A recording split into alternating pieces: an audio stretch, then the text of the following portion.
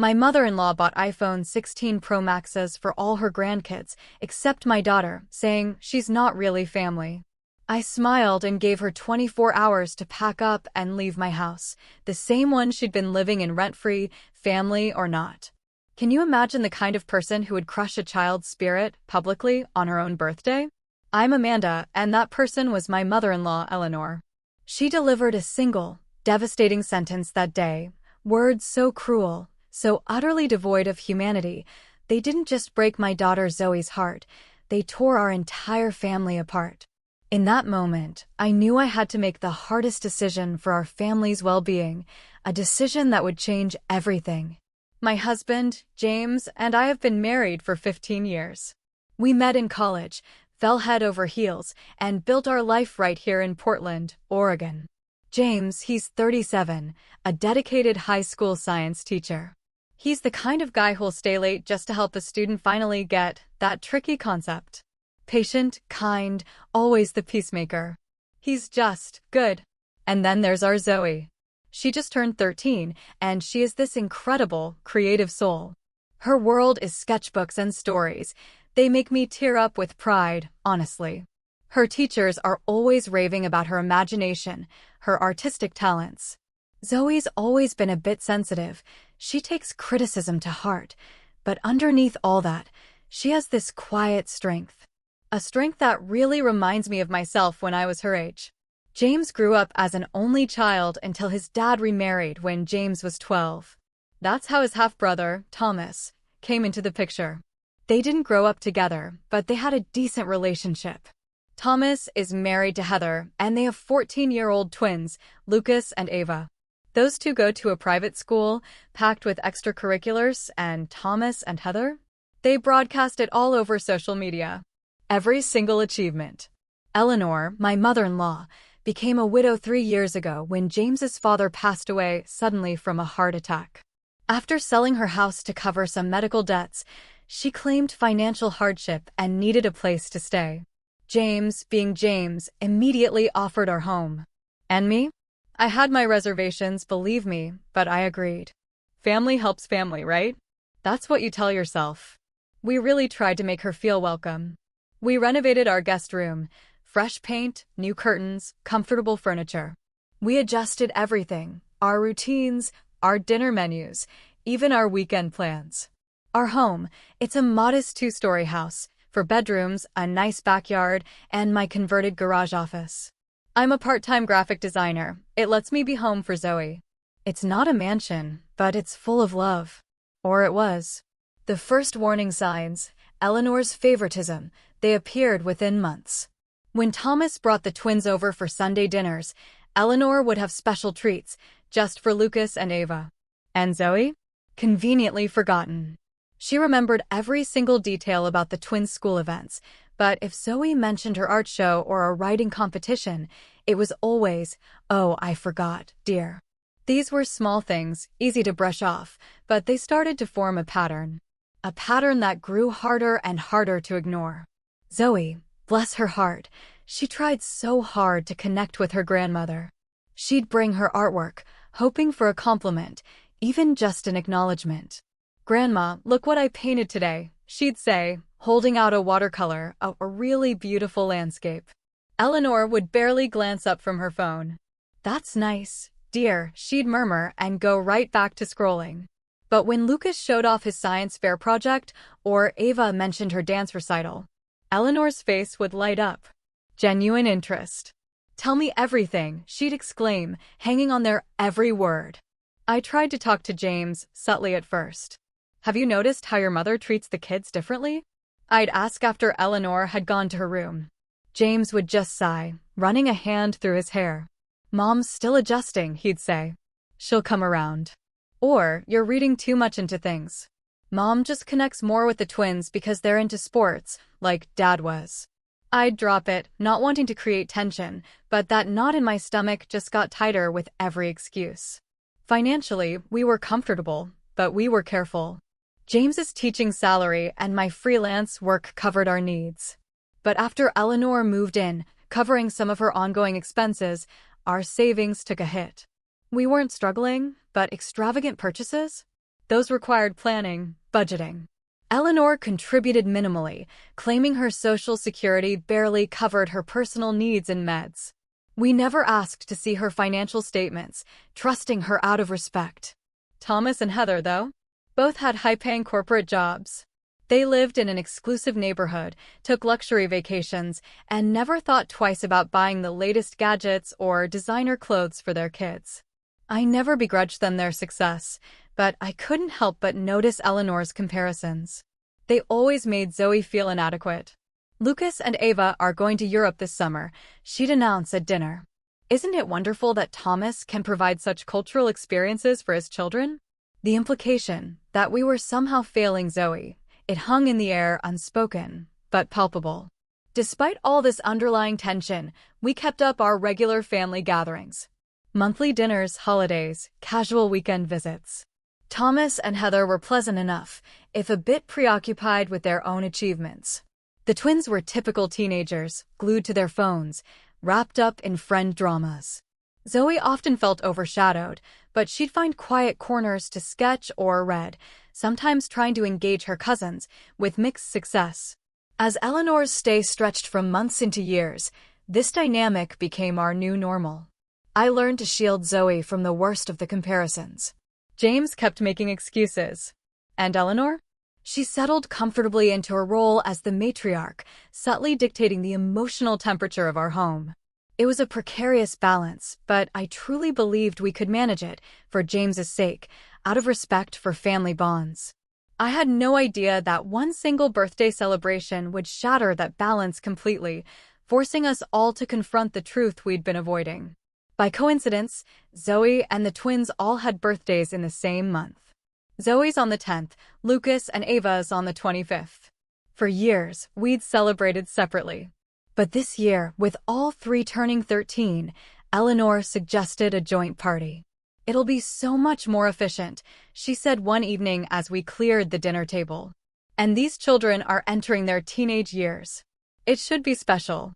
James thought it was a great idea. Even I had to admit the practical benefits. One venue, one cake, one set of decorations, everyone could attend. I took charge of the planning. Booked the community center near our house. Ordered a custom 3-tier cake, chocolate for Zoe, vanilla for Lucas, red velvet for Ava. Sent out digital invitations to family, friends, classmates. I even created a shared online document for activity and food ideas. Thomas and Heather agreed to handle beverages and photography, and James volunteered for games and music. Zoe was so excited to finally be a real teenager. She'd been talking about this milestone for months. "Mom, when I turn 13, can I redecorate my room?" "Nothing childish anymore," she asked one morning. I agreed, and we spent evenings looking at paint samples, browsing online for affordable furniture. She'd also mentioned needing a new phone. Her old one was barely functioning, cracked screen, battery dying by lunch. It wasn't a frivolous request. She genuinely needed it for school and friends. 2 weeks before the party, I took Eleanor shopping for decorations. We were comparing prices on streamers when she suddenly checked her watch. "I need to run a quick errand. I'll meet you at the food court in an hour." I thought nothing of it.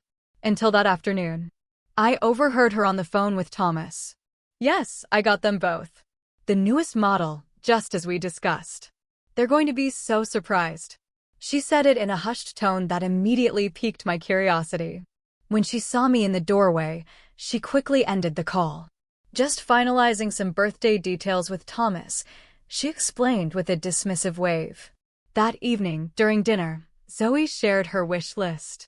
"I'd really love some new art supplies, especially those professional colored pencils, and maybe some books," she said. Then she hesitated. "And I know it's expensive, but my phone is really dying. Even a basic new one would be amazing." She looked hopefully around the table, especially at Eleanor. Eleanor barely glanced up from her plate. "Art supplies. How nice," she said flatly.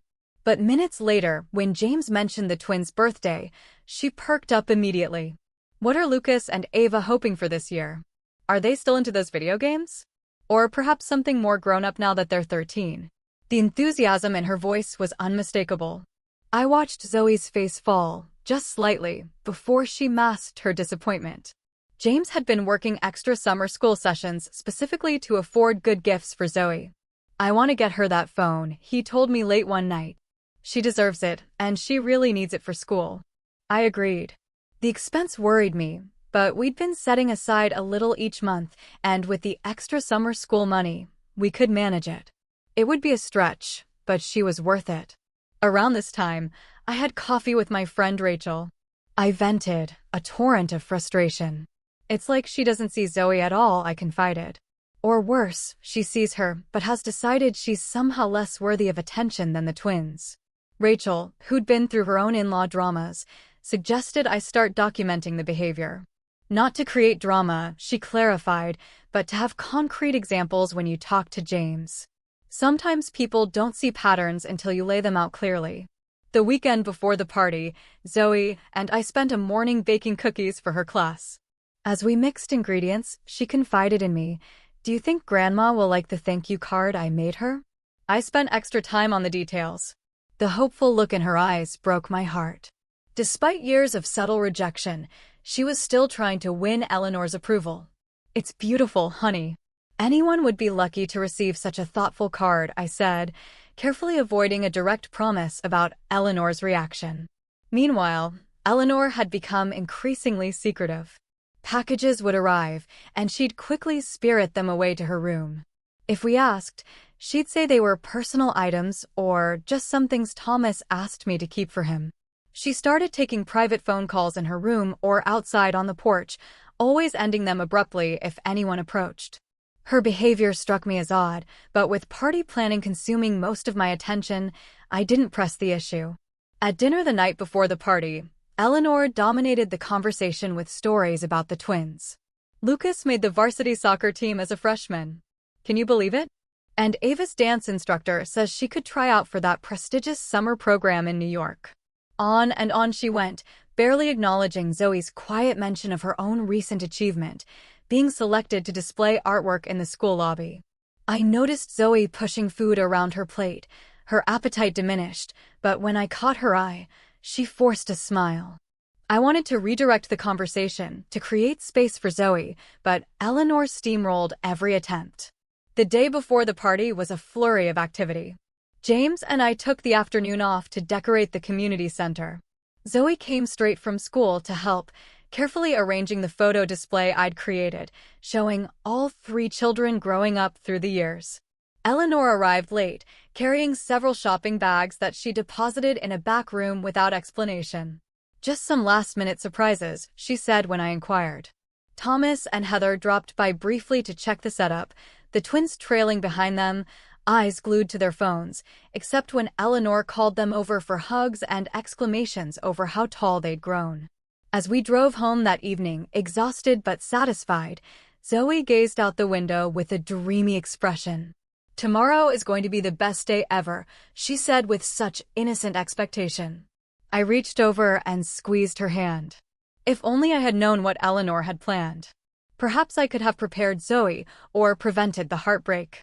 But in that moment, I shared my daughter's optimism, looking forward to celebrating this milestone with family and friends who loved her. The morning of the party dawned bright and clear, a perfect September Saturday. Zoe was up early, too excited to sleep. She'd carefully selected her outfit the night before, a new teal dress that brought out the blue in her eyes, silver Converse, and the silver heart necklace James and I had given her on her actual birthday earlier that week. She spent extra time on her hair, trying a new braided style. "How do I look, Mom?" she asked, twirling in front of me. "Absolutely beautiful," I answered truthfully. "Every bit the teenager now." We arrived at the community center an hour before guests were due. James immediately set up the sound system while Zoe and I put final touches on the decorations. We transformed the playroom into a festive space with blue, purple, and silver balloons, twinkling fairy lights, and 3 large poster boards displaying photos of each birthday child. A long table held wrapped presents from our immediate family, waiting for the gift-opening ceremony. Thomas and Heather arrived with the twins precisely at 2 o'clock. Lucas and Ava were in coordinating outfits that I suspected cost more than our entire party budget. Eleanor fussed over them, immediately straightening Lucas's collar, complimenting Ava's designer shoes. Zoe approached with a shy smile, clearly hoping for similar attention. But Eleanor merely nodded in her direction before turning back to the twins. I saw the hurt flash across Zoe's face before she composed herself and went to greet her cousins. Soon, the community center was filled with teenage laughter and conversation. We had invited classmates, neighbors, and extended family. A photo booth with silly props, a karaoke station, several game areas. Zoe flitted between friend groups, her initial nervousness giving way to genuine enjoyment. I caught James's eye across the room, and we shared a smile of relief. Despite the underlying tension with Eleanor, the party was going well. The food table offered a variety of teen-friendly options: mini sliders, a build-your-own nacho bar, fruit skewers, an assortment of finger desserts. Eleanor had insisted on bringing her famous deviled eggs. I knew none of the kids would touch them. Sure enough, the eggs remained untouched while everything else disappeared rapidly. At 4:30, it was time for the cake. The three-tier creation was wheeled out, 13 candles on each level, glowing warmly. The crowd gathered, phones raised. Zoe, Lucas, and Ava stood side by side, Zoe in the middle since it was her actual birthday closest to the party date. Make a wish, I encouraged as everyone finished singing.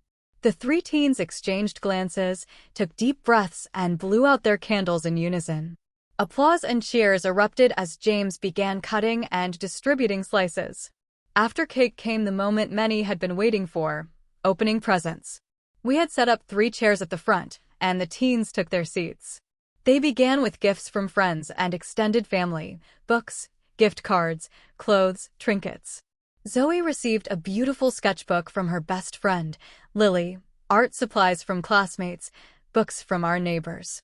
She thanked each giver with genuine gratitude, her pile of unwrapped gifts growing steadily. When most of the presents had been opened, Eleanor suddenly stood up and cleared her throat. I have something special for the birthday children, she announced loudly, drawing all attention. She disappeared into the back room and returned, carrying 2 identically wrapped boxes with elaborate gold bows. The boxes were the perfect size for phones, and my stomach tightened with apprehension. For my darling grandchildren on this special birthday, Eleanor proclaimed, handing the packages to Lucas and Ava with a flourish.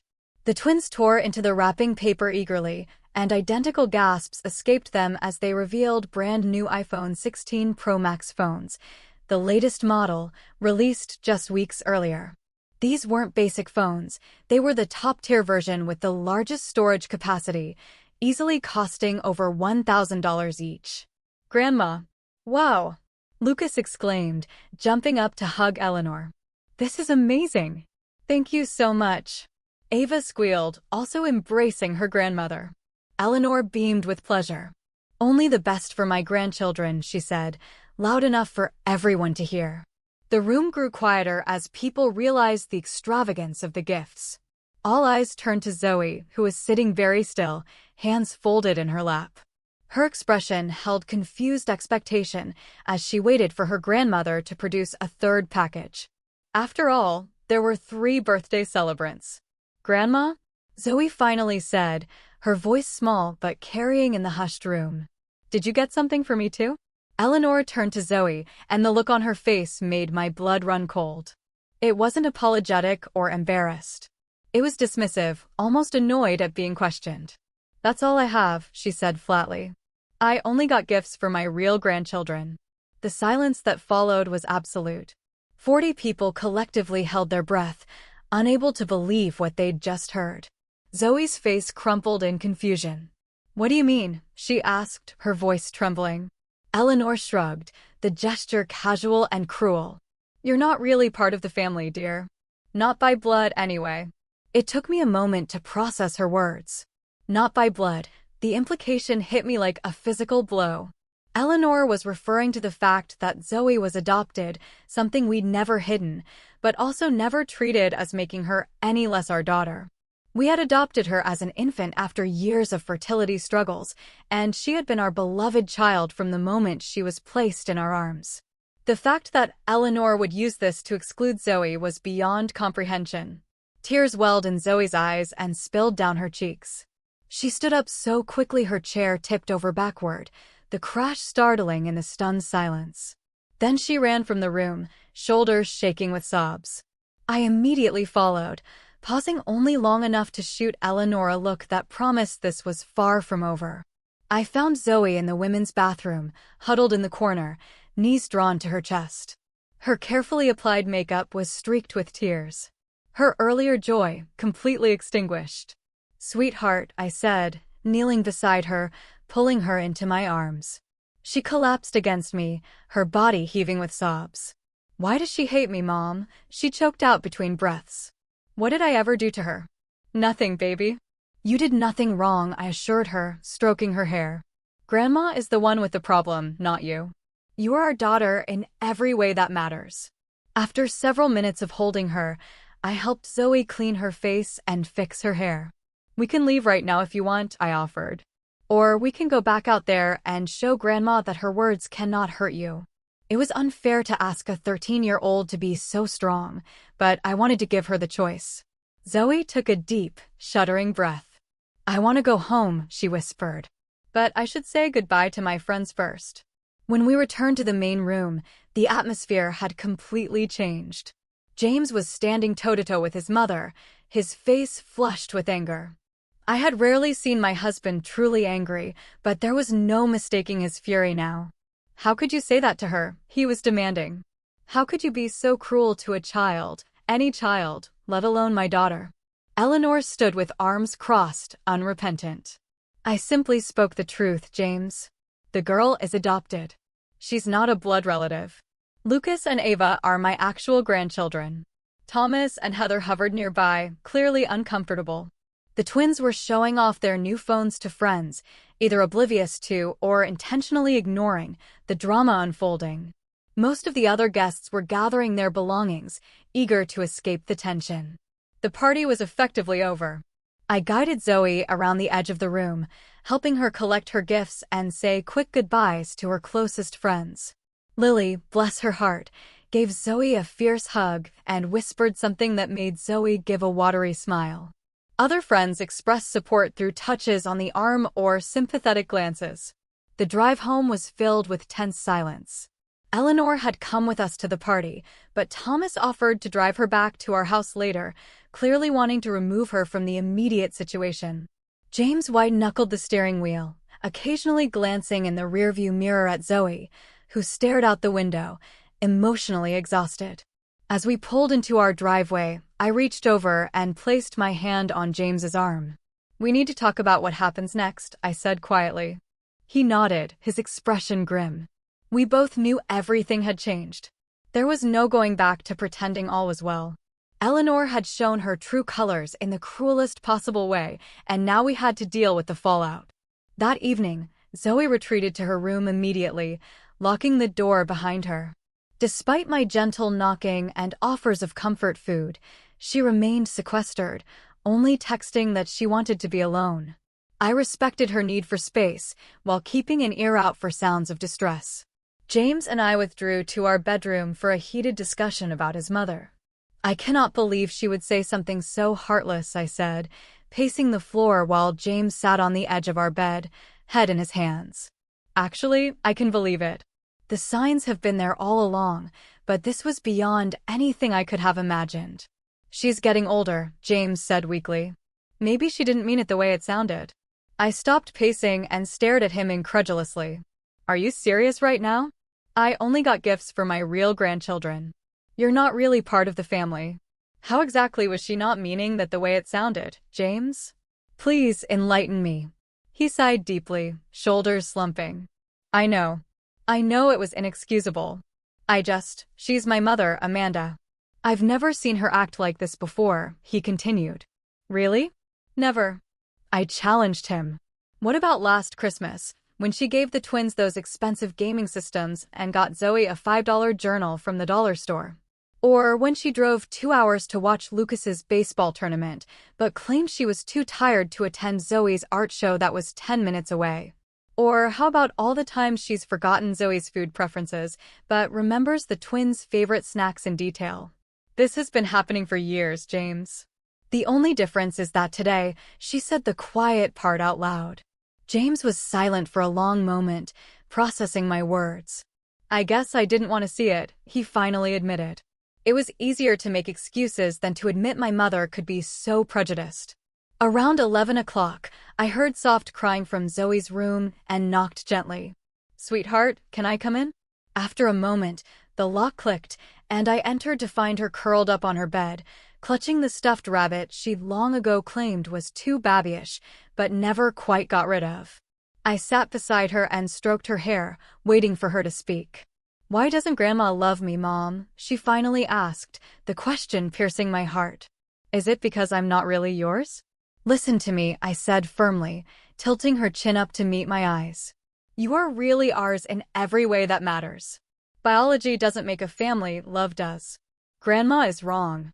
Completely wrong. Her inability to see that says everything about her and nothing about you."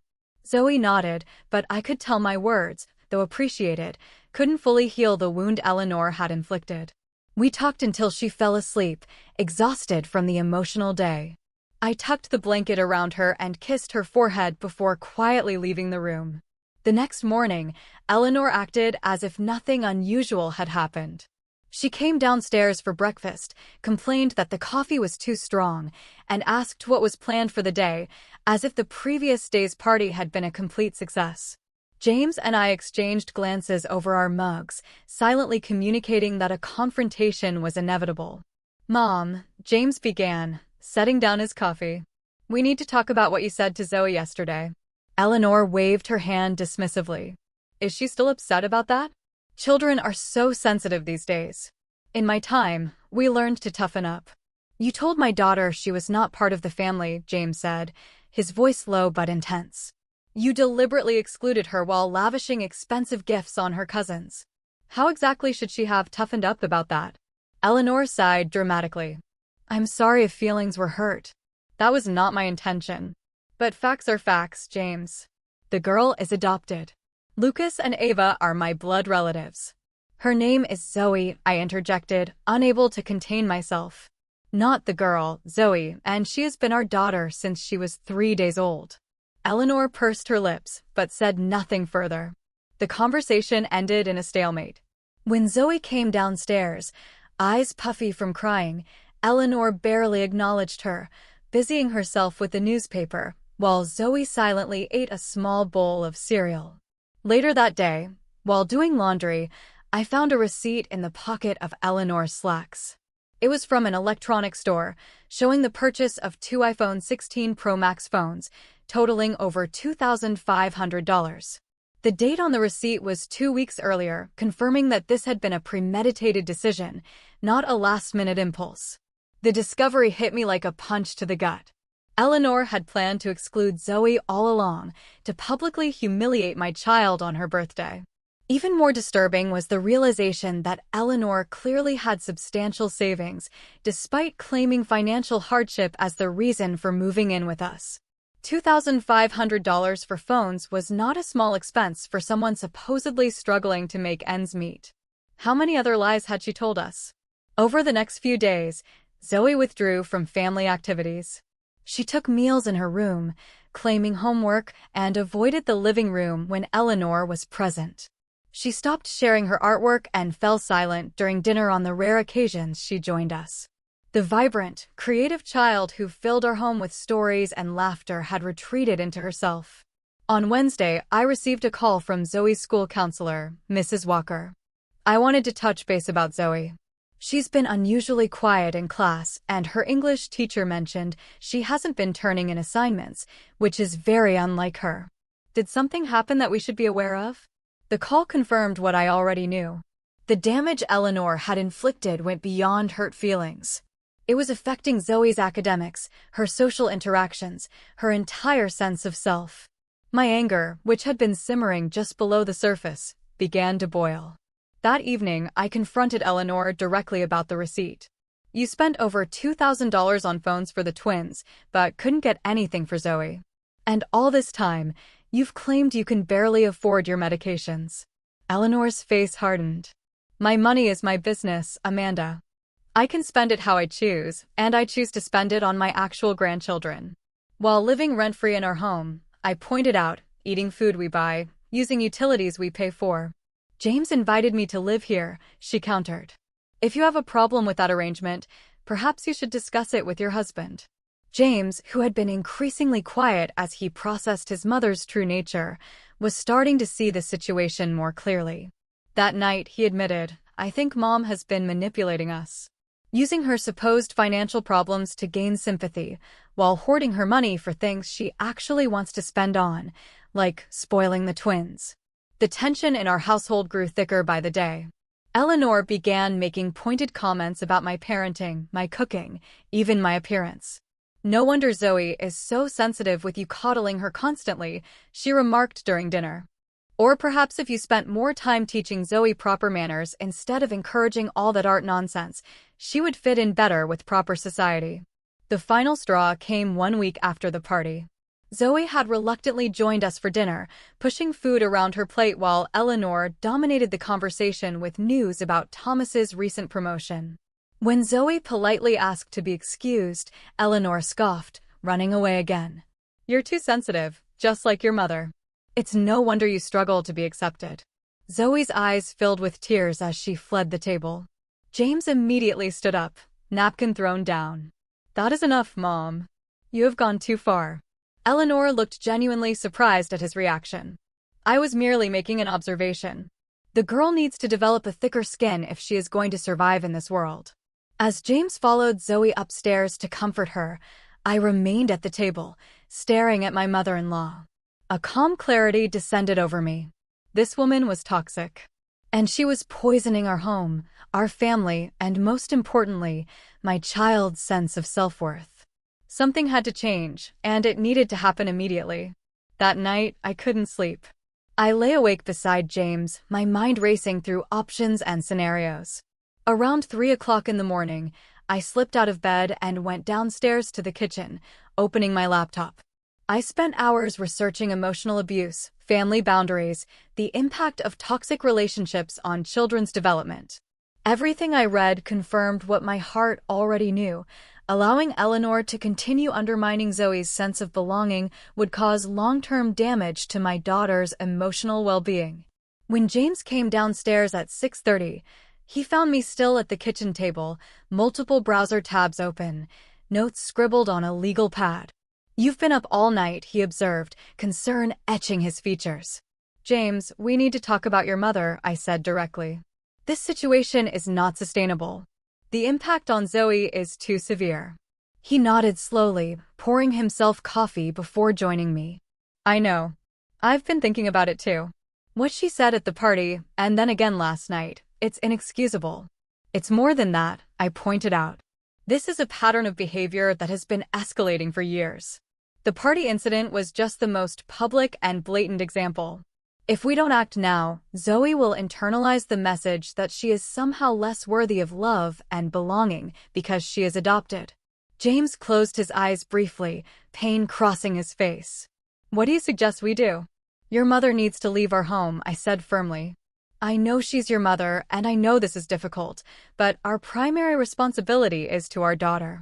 To my relief, James did not argue. You're right, he admitted. I've been torn between loyalty to my mother and protecting Zoe. But seeing how much this is hurting our daughter, there's really no choice. Zoe has to come first. We spent the next hour outlining a plan. James would go to work as usual, not wanting to alert Eleanor to the coming confrontation. I would call in sick to my freelance job, explaining to my client that a family emergency had arisen. After Zoe left for school, I would have the necessary conversation with Eleanor. Before implementing our plan, I called my own mother for advice and support. Mom had always been a voice of reason, and today was no exception. You are doing the right thing, Amanda, she assured me. No child should feel unwelcome in their own home, especially by a grandparent who should be a source of unconditional love. Be firm, but calm. This is about Zoe's well-being, not about punishing Eleanor, though God knows the woman deserves it. After ending the call, I waited until Eleanor left for her weekly grocery shopping trip. The temporary reprieve from her presence allowed me to gather my thoughts and prepare mentally for the confrontation ahead.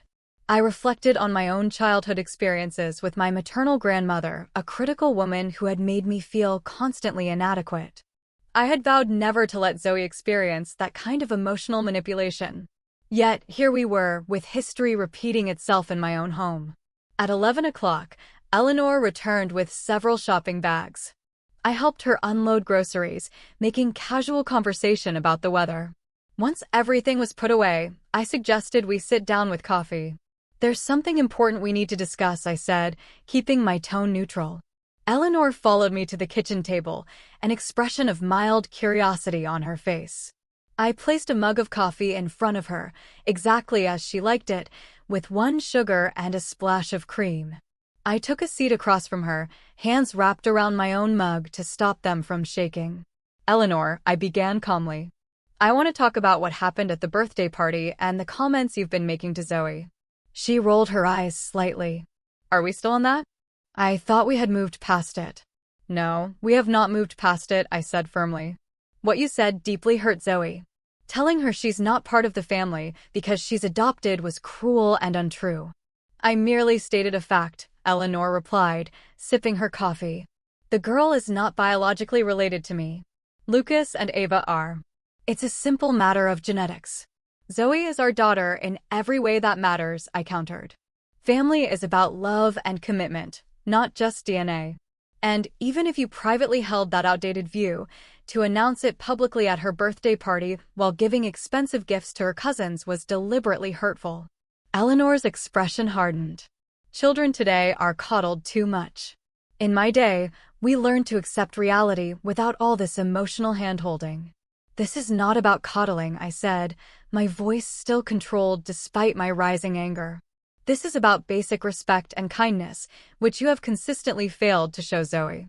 Perhaps if you had raised her differently, she would not be so sensitive," Eleanor sniffed. "Though I suppose, given her unknown background, certain tendencies are to be expected." I took a deep breath, counting silently to 5 before responding. "What exactly do you mean by that?" Eleanor leaned forward, apparently pleased to have provoked a reaction. "Let's be honest, Amanda. I never thought James should have married you to begin with. You come from a completely different social background than our family, and then to adopt a child of unknown origin instead of continuing to try for a biological child. Well, it was not what I would have advised." The mask had finally dropped completely. I stared at her, momentarily speechless at the naked prejudice in her words. Unknown origin, Zoe's adoption was fully documented and legal. We knew her birth mother's medical history and background. Those other children have proper breeding, Eleanor continued, warming to her topic now that she had an audience. Good stock on both sides. Thomas married appropriately, and their children reflect that good judgment. It was as if a fog had lifted, revealing the full extent of Eleanor's classist, prejudiced worldview. All the subtle digs, the coincidental oversights, the lavish praise for the twins contrasted with criticism for Zoe. It suddenly made perfect sense.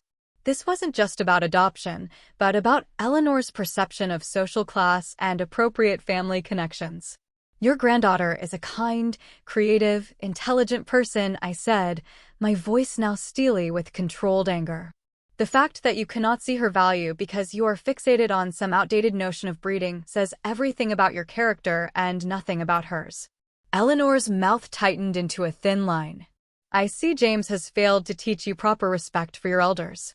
But then, given your background, perhaps that is to be expected." "My background?" I repeated.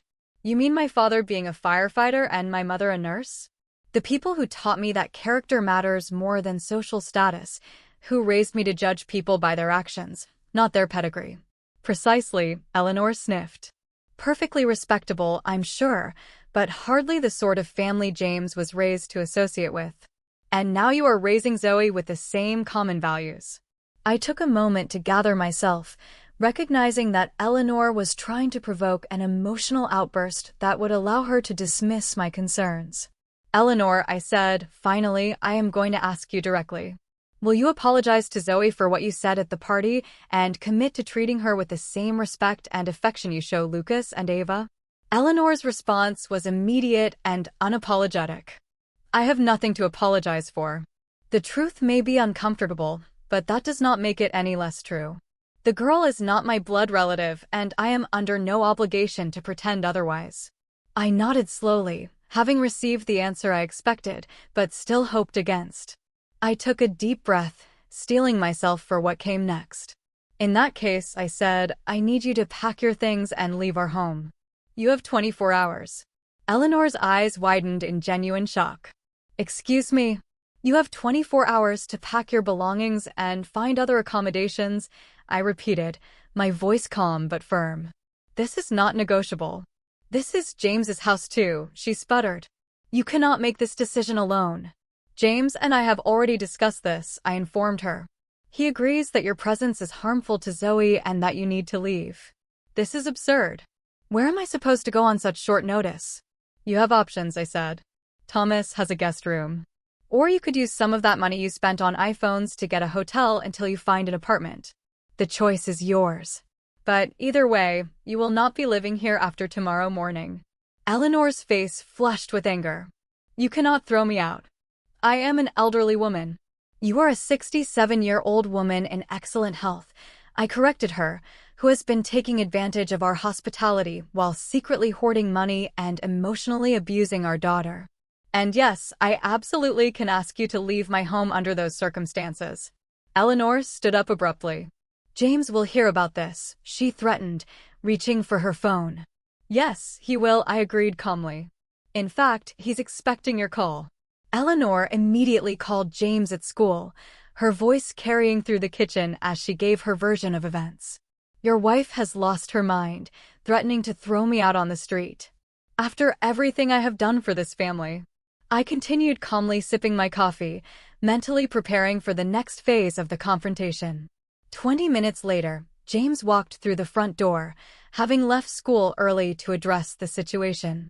Eleanor rushed to him, relief evident on her face. Thank goodness you're here, she said. Amanda has been making ridiculous demands and threats. She seems to think she can evict me from your home with just 24 hours' notice. James looked from his mother to me, his expression serious. Let's all sit down and talk this through, he suggested, leading us to the living room. Once seated, he turned to Eleanor. Mom, Amanda told me about your conversation. Is it true that you said Zoe is not really family because she's adopted? I merely stated the obvious, Eleanor defended. The girl is not my biological grandchild. I cannot be expected to feel the same connection to her as I do to Lucas and Ava. And did you also say that Amanda comes from the wrong social background and that Zoe has unknown origins and lacks proper breeding? James continued, his voice hardening. Eleanor hesitated, perhaps realizing how her words sounded when repeated back to her. I might have expressed some concerns about maintaining certain family standards, she hedged. Every grandmother wants the best for her family line. James shook his head slowly. The best for our family would be having a grandmother who loves all her grandchildren equally and doesn't rank their worth based on biology or perceived social status. Eleanor's eyes filled with strategic tears. You're taking everything out of context, she whimpered. I'm an old woman who occasionally speaks too directly. Surely you wouldn't throw your own mother out over a misunderstanding. This is not a misunderstanding, James said firmly. This is a pattern of behavior that has been hurting Zoe for years. As her father, it is my job to protect her, even if that means making difficult decisions about family relationships. Seeing that her manipulation wasn't working on James, Eleanor switched tactics and called Thomas, presenting herself as the victim of an unreasonable daughter-in-law. Within an hour, Thomas and Heather had arrived to mediate the situation, and our living room became the setting for a tense family summit. Let me get this straight, Thomas said after hearing both sides. You're kicking Mom out because she bought phones for my kids but not for Zoe? No, I clarified. We are asking Eleanor to leave because she publicly humiliated Zoe by announcing she isn't really family because she's adopted and has continued to make hurtful comments that undermine Zoe's sense of belonging and self-worth. Thomas looked uncomfortable, glancing at his mother. Mom, did you really say that? I might have expressed myself poorly, Eleanor admitted, dabbing at her eyes with a tissue. But I never meant to hurt anyone. You know how much I love all my grandchildren. Actually, that is the problem, James interjected. You don't love all your grandchildren. You consistently favor Lucas and Ava while treating Zoe as an afterthought at best and an interloper at worst. Heather, who had been silent until now, suddenly spoke up. Eleanor, I've noticed it too. The way you talk about the kids is very different. You praise everything Lucas and Ava do, but you rarely acknowledge Zoe's achievements. Thomas looked surprised at his wife's intervention, but Eleanor was indignant. So now everyone is ganging up on me? After everything I have done for this family. What exactly have you done, Mom? James asked. You have lived rent-free in our home for 2 years, contributed minimally to household expenses, claiming financial hardship, all while apparently having enough savings to spend thousands on gifts for the twins. The conversation continued in circles, with Eleanor alternating between defensive justifications and tearful appeals to family loyalty. Thomas initially tried to defend his mother, but gradually came to understand the gravity of the situation as more details emerged. I didn't know about any of this, he admitted. The things Mom says when we're not around, it's not okay. After nearly 2 hours of discussion, Thomas offered a compromise. Mom can stay with us temporarily while she looks for her own place, he suggested. Our guest room is available, and it would give everyone some space to cool down. Eleanor latched onto this option immediately. Yes, that would be best. I can stay with Thomas and Heather until this blows over and Amanda comes to her senses. This is not about coming to my senses, I stated firmly. This is a permanent boundary. Eleanor is welcome to visit our home in the future if she demonstrates genuine change and offers a sincere apology to Zoe, but she will not be living with us again. Eleanor scoffed. Fine, I'll apologize if that's what it takes to stay. No, James said, surprising everyone with his firmness. A forced apology under duress is meaningless. This is not about saying the right words to get what you want. This is about genuinely recognizing that your behavior has been harmful and making real changes. By late afternoon, practical arrangements were being discussed. Thomas would help Eleanor pack and move her belongings the following day. Eleanor would stay with Thomas and Heather while looking for an independent living situation. James made it clear that financial support from us would be minimal going forward, given Eleanor's apparent ability to make significant purchases on her own. As Thomas, Heather, and Eleanor prepared to leave, Zoe returned home from school, stopping short in the doorway at the sight of the family gathering. Confusion crossed her face, followed by weariness as she noticed Eleanor's tear-stained cheeks. What's going on? She asked, looking to James and me for explanation. I gestured for her to join us in the living room, and James and I explained the situation privately while Thomas kept Eleanor and Heather occupied in the kitchen. Grandma is going to be moving out, James told her gently. She's going to stay with Uncle Thomas and Aunt Heather for a while. Because of what happened at the party? Zoe asked, her voice small. Because of me? No, sweetheart, I said firmly. Not because of you. Because of Grandma's choices and behavior. Adults are responsible for their own actions and the consequences that follow. Zoe processed this information silently, emotions playing across her face. Is she mad at me? Grandma is upset about the situation, James explained carefully. But none of this is your fault. We want our home to be a place where everyone feels loved and respected. And unfortunately, Grandma has not been treating you with the respect you deserve. Later that evening, as Eleanor made a show of packing essential items for her night at Thomas's house, making as much noise as possible and sighing dramatically, I decided to take Zoe out. Let's go shopping for those art supplies you wanted, I suggested, wanting to shield her from Eleanor's theatrical display of victimhood. At the art supply store, I let Zoe choose whatever she wanted, from professional colored pencils to high-quality sketching paper. As we sat at an ice cream shop afterward, I took the opportunity to reinforce some important truths. You know that family is not about blood, right? I said, watching her methodically arrange her ice cream toppings. It is about love and commitment and showing up for each other every day. Zoe nodded slowly. I know, it just hurts that Grandma doesn't see it that way. Some people, especially from older generations, have very rigid ideas about what makes a family, I explained. But those ideas are outdated and, frankly, wrong. You are our daughter in every way that matters, and nothing anyone says can change that. Zoe was quiet for a moment, stirring her ice cream thoughtfully. Do you think Grandma will ever change her mind about me? I considered my answer carefully, wanting to be honest without crushing her hope entirely. I don't know, sweetheart. People can change if they want to, but they have to recognize there's a problem first. What I do know is that we are not going to let anyone make you feel less valued or less loved, even if that person is family. As we drove home, Zoe seemed lighter somehow, as if a burden had been lifted.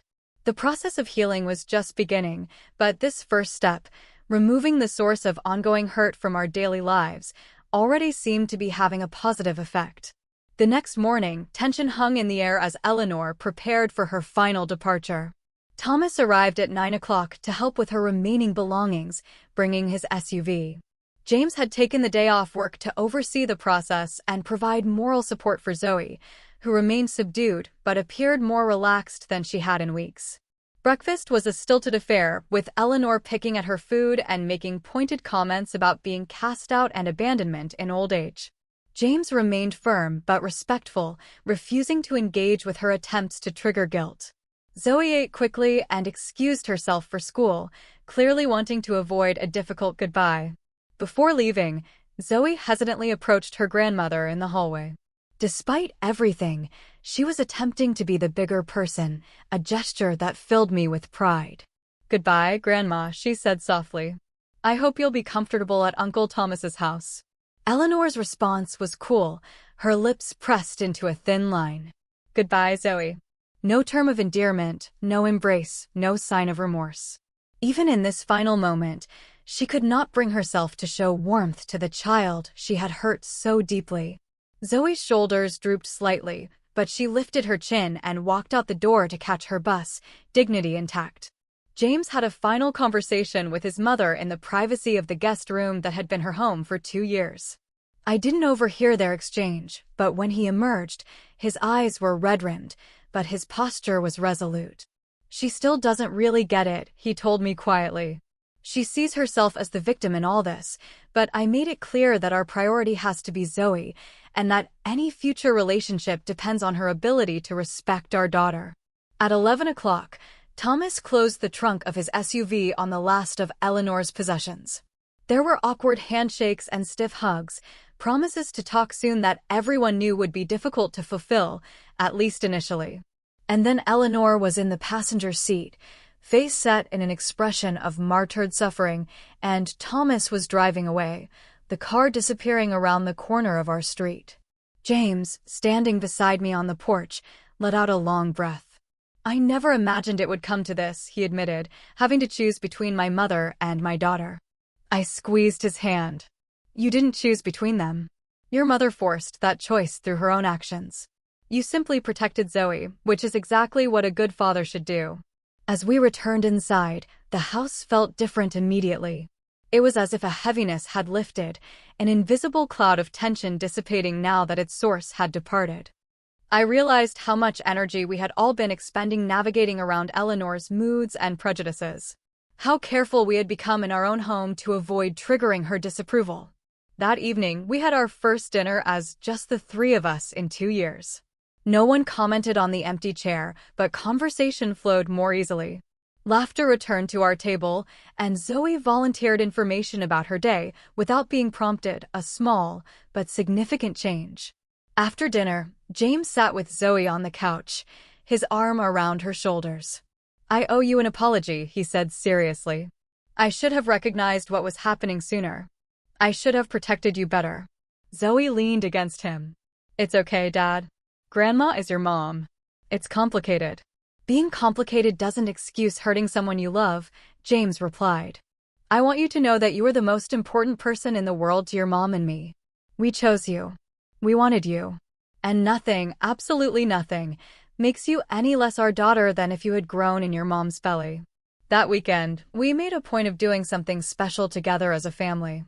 We drove to the coast, spent the day building sandcastles and collecting shells, and had dinner at a small seafood restaurant overlooking the ocean. It was nothing extravagant, but it was a deliberate investment in reconnecting, in rebuilding the sense of security and belonging that had been damaged. Over the following weeks, we learned that Eleanor had moved into Thomas and Heather's guest room, a situation that was already causing some strain. Thomas called James occasionally, sometimes to vent about their mother's difficult behavior, sometimes to report small improvements in her attitude. Heather had apparently had several frank conversations with Eleanor about her treatment of Zoe, which Eleanor received with varying degrees of defensiveness. For our part, we maintained limited contact with clear boundaries. James would speak to his mother on the phone once a week, keeping conversations brief and steering away from contentious topics. Zoe was not asked to participate in these calls, though the door was left open for her to do so if she ever wanted to. I spoke to Eleanor only when absolutely necessary, maintaining civil but distant relations. We began family therapy sessions to help process the experience, particularly for Zoe. Our therapist, Dr. Martinez, helped us understand the dynamics that had allowed the situation to develop and provided tools for healing. What happened was a form of emotional abuse, she explained in one session. It's important to name it as such, not to demonize Eleanor, but to validate Zoe's experience and ensure it is addressed properly. Zoe's recovery was gradual but steady. The school counselor reported improvement in her engagement with classes and peers. She began sharing her artwork again, her creativity flowing more freely now that she wasn't constantly bracing for criticism or dismissal. Small signs of her returning confidence appeared, speaking up more at dinner, inviting friends over, suggesting family activities. About a month after Eleanor's departure, we repainted Zoe's room, transforming it from the pale yellow of her childhood to a cool teal that reflected her emerging teenage aesthetic. It was a symbolic fresh start, a reclaiming of space, both physical and emotional. 6 months later, Zoe's art teacher selected her painting for the district-wide student exhibition. The piece, a striking watercolor depicting a young girl standing at a crossroads with paths stretching toward different horizons, showed remarkable technical skill and emotional depth for a 13-year-old. The artist's statement accompanying it read, "Sometimes we have to choose which path to take in life. The hardest choices often lead to the most beautiful destinations." Eleanor did not attend the exhibition, though Thomas, Heather, and the twins did, making an effort to support Zoe in a way they hadn't before. Perhaps seeing their grandmother's behavior through new eyes had shifted something in their understanding as well. The twins were surprisingly engaged, asking Zoe questions about her techniques and inspiration. Small steps toward a different kind of cousin relationship, one not defined by Eleanor's influence. As I watched Zoe confidently explaining her artwork to attendees, her face animated with passion for her creation, I reflected on the difficult journey we had navigated. The pain had been real, the confrontations uncomfortable, the family bond strained. But in protecting Zoe and standing firm against the subtle and not-so-subtle undermining of her worth, we had ultimately created space for her to flourish. "I know my worth now," Zoe told me one evening as we looked through her sketchbook together. "I know that family is about who loves you, not whose DNA you share." The wisdom in her young voice brought tears to my eyes. Through all the hurt, she had emerged with a stronger sense of self and a deeper understanding of what truly matters in relationships. Eleanor's rejection, painful as it was, had ultimately led to powerful lessons about standing up for oneself and recognizing toxic behavior, even when it comes from family. Our story doesn't have a neat fairy tale ending. Eleanor hasn't had a dramatic change of heart or suddenly recognized the error of her ways. Family gatherings remain complicated. Relationships are still being rebuilt and redefined. But our home is now a sanctuary again, a place of acceptance and love where Zoe can grow into herself without constantly seeking approval from someone incapable of giving it freely. The journey taught us all that protecting our children sometimes means making painful choices, setting difficult boundaries, and weathering the disapproval of others. It taught us that family is defined by love and commitment, not by biology or social expectations. Most importantly, it taught Zoe that she is worthy of respect and belonging exactly as she is. Have you ever had to stand up to a family member to protect someone you love? What would you have done in my place? Tell me what you think. I really want to know. Drop your stories in the comments below, and if this resonated with you, please like and subscribe to hear more about navigating complex family dynamics and standing up for what's right. Thank you for listening. Take care.